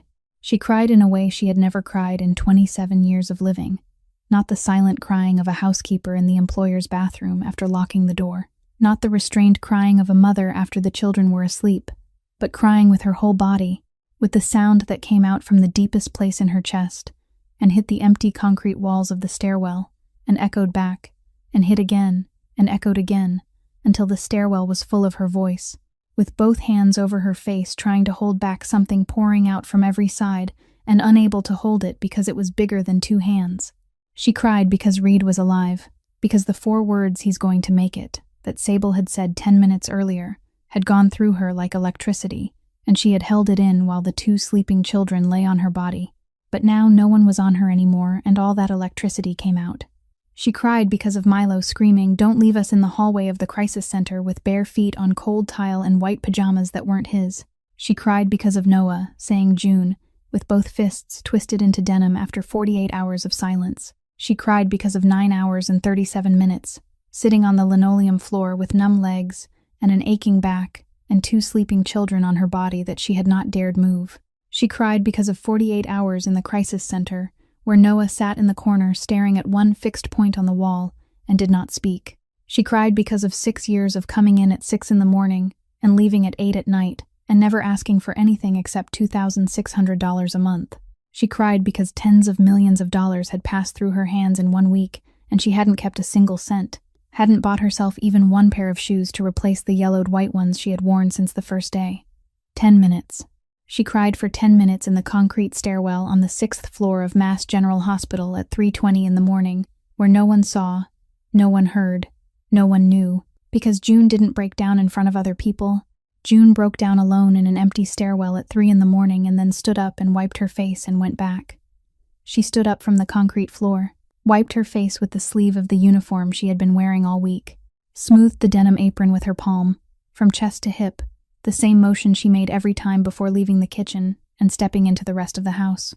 Took one breath, opened the stairwell door, stepped into the hallway, walked back down the hall to the waiting area, sat down on the floor beside the 2 children sleeping on the plastic chairs, back against the wall, legs stretched out, hands on her lap, eyes dry, hands still, the old posture, the posture of the caregiver, the one who holds things up, the one who is there when no one else is. And when she finally breaks, she breaks alone where no one can see, and then comes back and sits in exactly the same place, as if nothing had happened. Reed Carmine opened his eyes 3 days after the surgery. He did not open them quickly. He opened them slowly, like a door that had not been used in a long time and needed to test each hinge before letting in the light. And the first thing he noticed was sound, the steady beeping from the monitor on his right, marking the heartbeat of something still running, even though he had stopped for 3 days. Then light, the flat white fluorescent light of a recovery room with no windows. Then voices, small voices, voices he knew more clearly than any sound on earth, because he had heard them for 3 years from the kitchen where he drank espresso.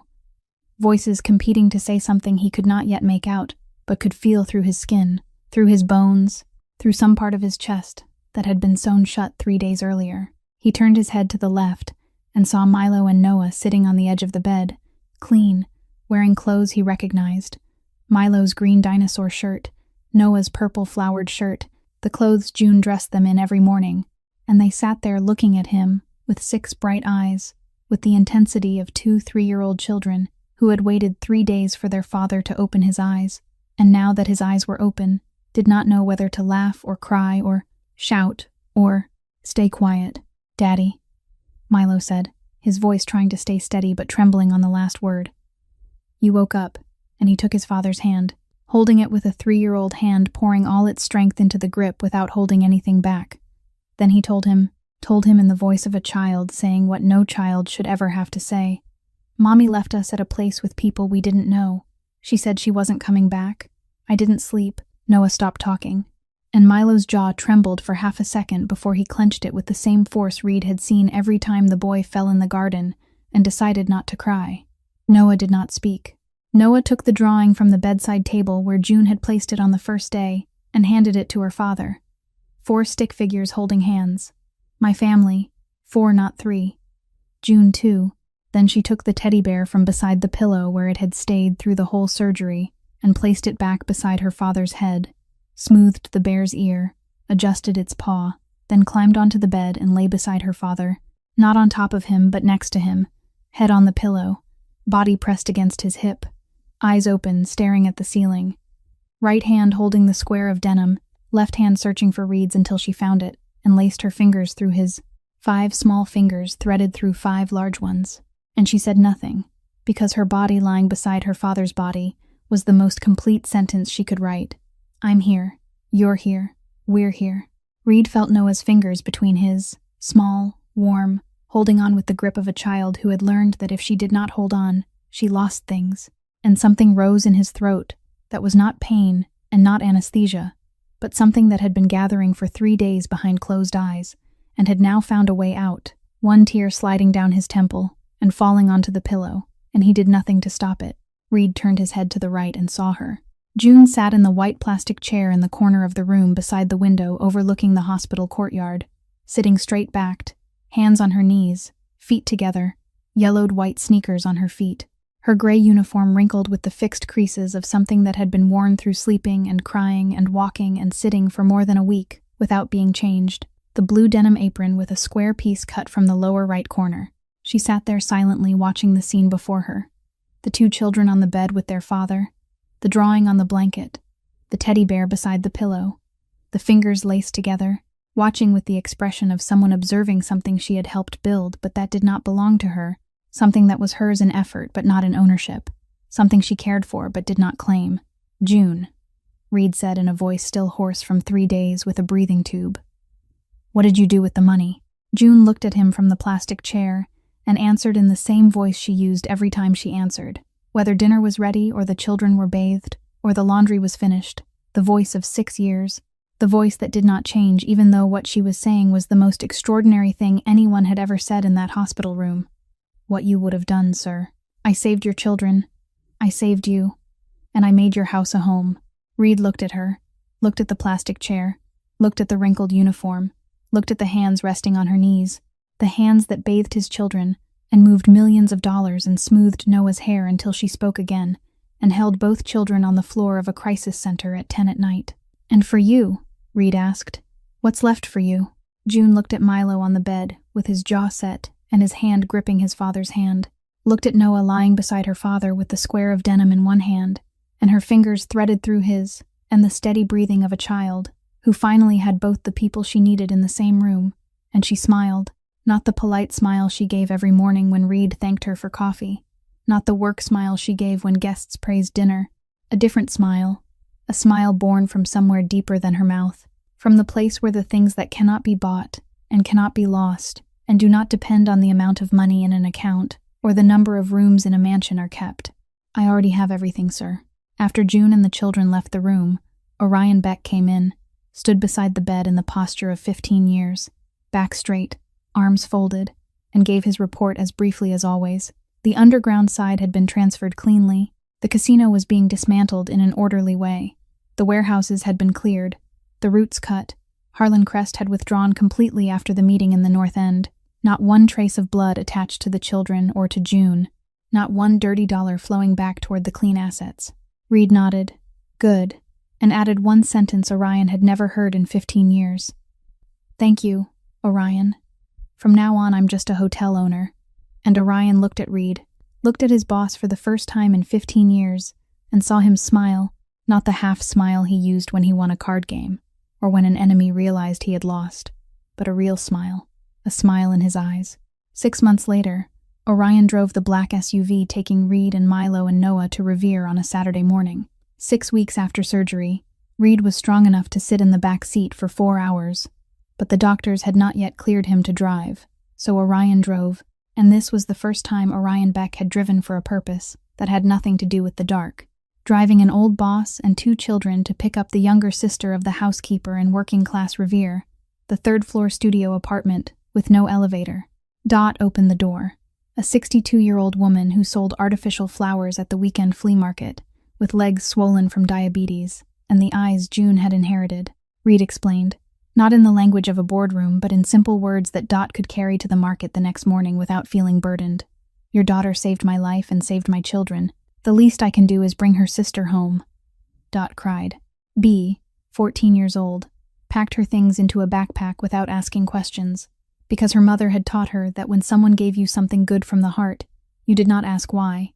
You said thank you, and you went. June had an official contract now, not as a housekeeper, but as Milo and Noah's private tutor, with salary, health insurance, dental insurance, and her own room in the mansion that Reed had renovated. A real bed, a bedside table with enough room for 2 frames.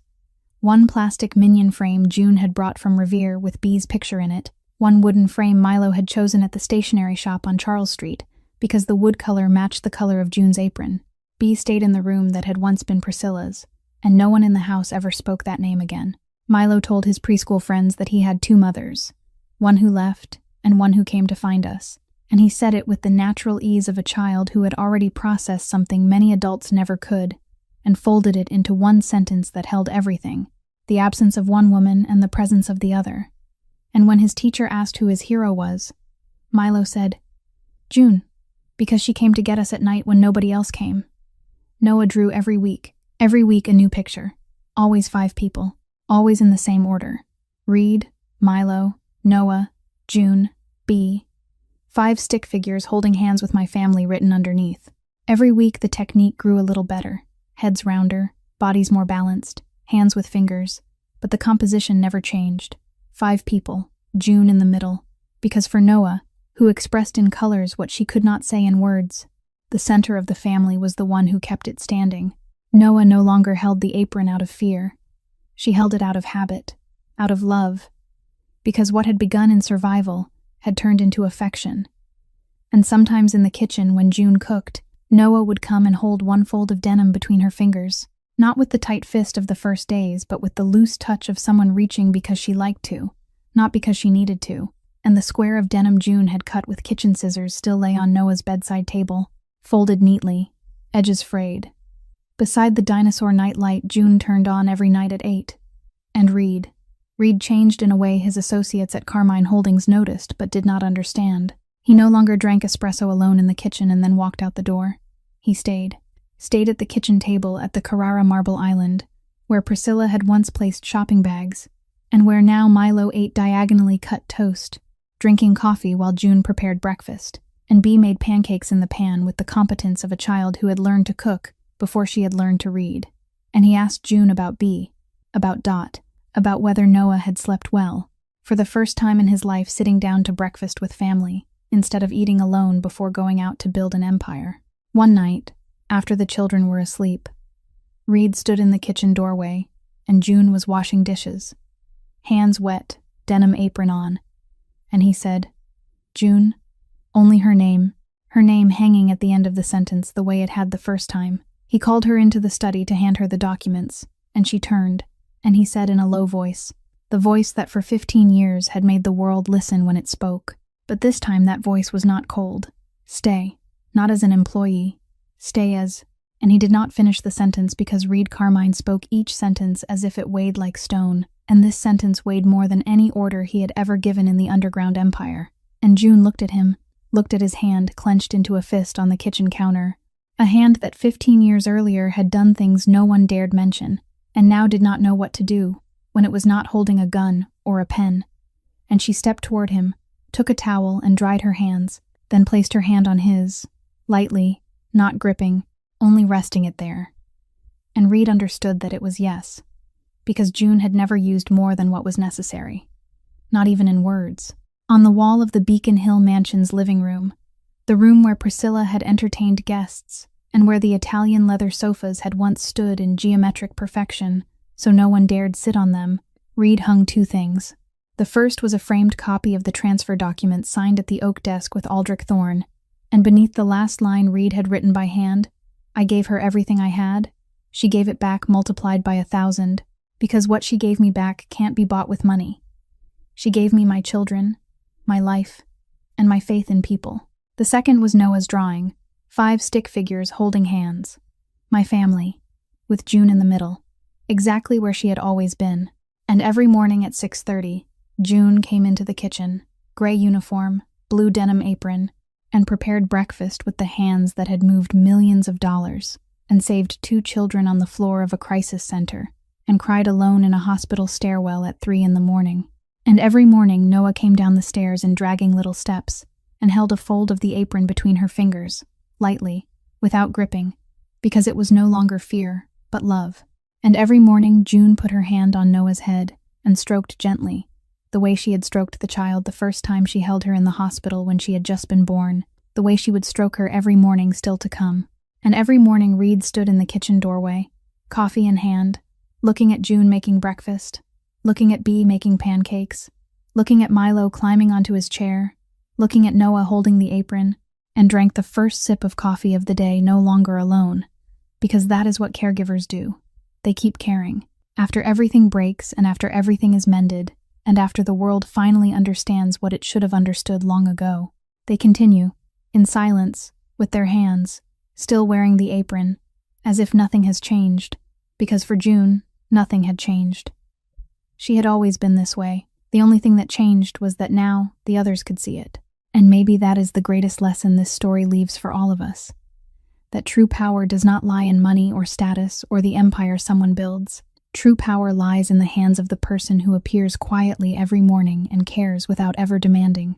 That loyalty is not measured by vows or contracts, but by who remains when everything collapses. And that sometimes the richest person in the world is not the one who owns the most, but the one who, when asked what is left for you, smiles and says, "I already have everything."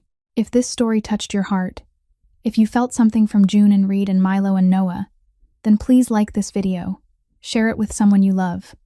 And if you haven't subscribed to our channel, please subscribe now so you can listen with us to more meaningful stories every day. We'd really love to know how you felt after hearing this story. Have you ever met someone like June in your life? Someone who cared quietly and never asked for anything in return? Please share with us in the comments below. We read every line, and every story you tell is precious to us, because those feelings come from deep in your hearts. We wish everyone watching this video good health, a joyful life, and days filled with peace and love. Thank you for being here with us. Goodbye, and we'll see you in the next video.